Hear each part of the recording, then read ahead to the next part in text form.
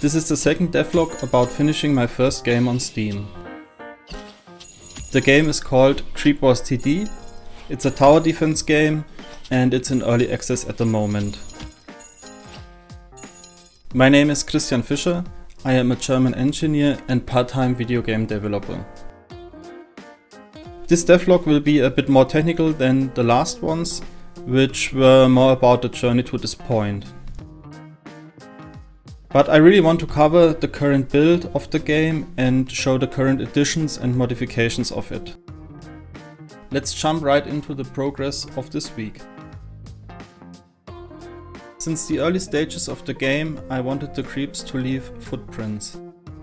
So I decided that it's now time to bring such detail in the game. There are certainly very different ways to create this effect. Since we observed the creeps from a decent distance and from above, I decided that it would not be very necessary to have the footprints exactly where they step. It's more to help visualize the path and make the environment a little bit more alive. Somehow the first thing that came to my mind was to use the Unity particle system because it is very performant regarding the amount of footprints which will be in the scene.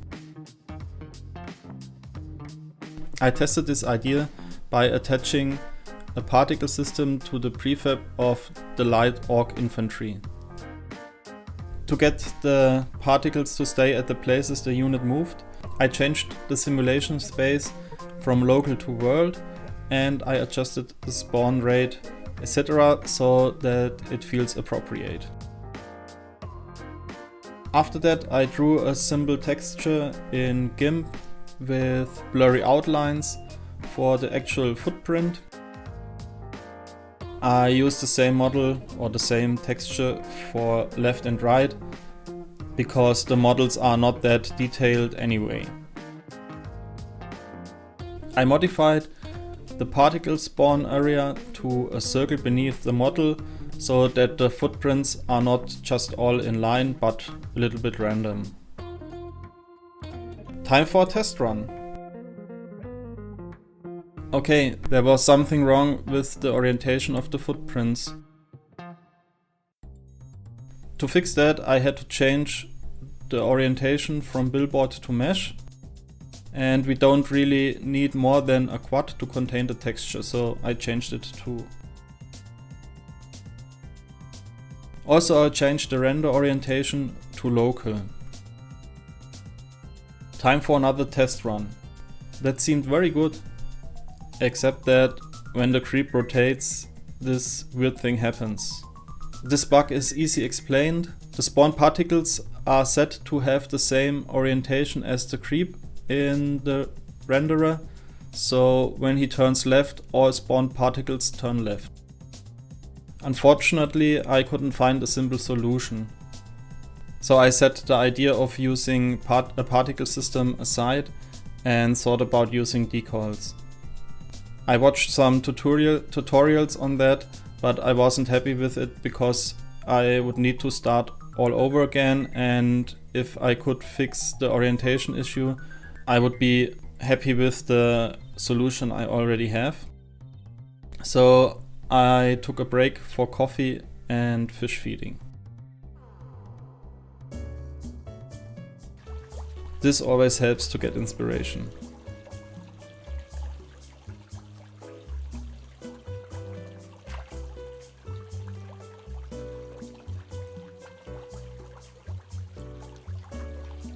And it really helped. With a fresh mind, I thought that the local orientation would stay the same if I spawn a game object under the creep, which holds the particle system. I just have to modify it so that it only spawns one particle. So we will have one game object for each footprint. Problem is that I would have thousands of game objects in the scene. Obviously that would need optimization. Fortunately, the RTS engine I use has this built in for bullets and effect objects. But first try the idea, then optimize it. I wrote a script that spawns the effect objects at predefined points. I had in mind that there are maybe creatures with more legs in the future, so I made it modular.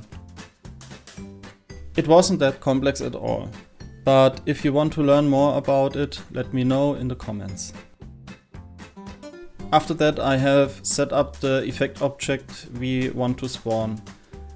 It's basically a game object that holds the effect object script from the RTS Engine and a child object with the actual footprint generator, or the particle system, which in this case only generates one footprint. Let's see how this looks.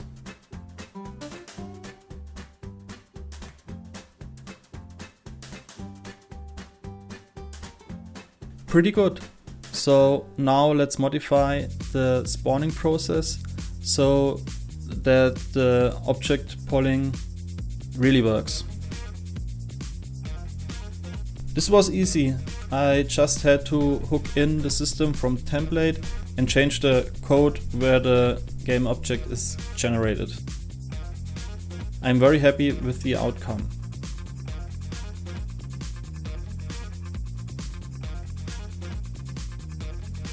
Unfortunately, that took much longer than I expected, so I had to speed up. The next issue on the list was an easy one. Show the maximum wave count next to the actual wave count. Sorry that some issues are still written in German. The text on the panel indicating the wave number is changed via the wave spawner script. So I just had to change that by adding the backslash and the length of the wave list. I also removed the word waves.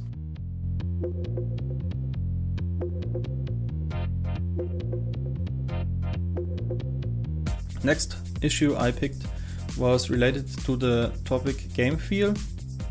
At the moment we don't have much feedback for the player when something happens. To change that, I already added a coin blast when an enemy dies to indicate that the player gets gold as reward. I now wanted to add a sound to that as well. In the first prototype of the game, which was called Tiny TD, I had this implemented. Back then, I created the sound by combining some free coin drop sounds to create my own. That was very satisfying.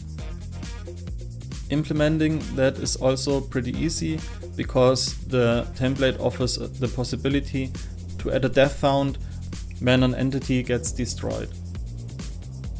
So this is the outcome. Please let me know if you like this or if you find it annoying.